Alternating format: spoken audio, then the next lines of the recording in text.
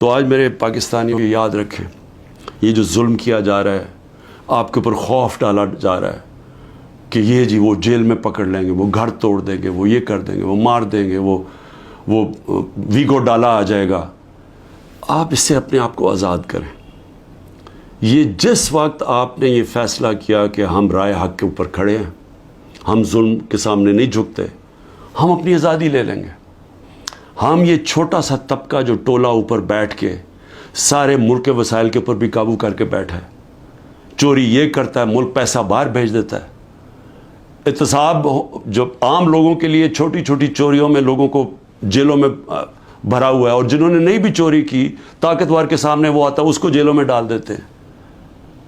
لیکن ان کے لیے NRO مل جاتا ہے ان کو۔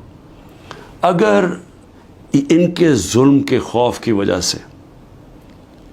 ہم ڈر جائیں گے تو ہمارے سامنے بدترین قسم کی غلامی ہے، اور اگر یہ اس موقع پہ، تاریخ کے اس موقع پہ ہم کھڑے ہو جائیں گے،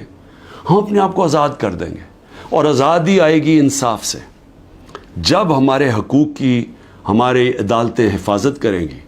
جب کسی کی جرت نہیں ہوگی کسی کے گھر میں گھس کے توڑنے کا، کسی کی جرت نہیں ہوگی جھوٹا کیس کرنے کے لیے۔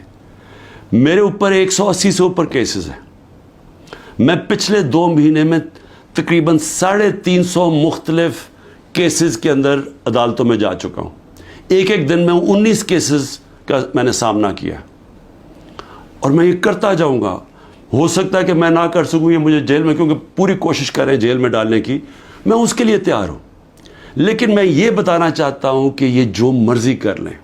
میں کھڑا ہوں۔ میں کسی صورت یہ ان کے حربوں کی وجہ سے، ان کے ظلم کی وجہ سے میں کسی صورت ان کے سامنے جھکوں گا نہیں، اور میں یہ چاہتا ہوں آپ بھی، ساری قوم فیصلہ کر لے کہ ہم یہ ظالم کے سامنے نہیں جھکیں گے، اور انشاءاللہ ہم آزاد ہو جائیں گے۔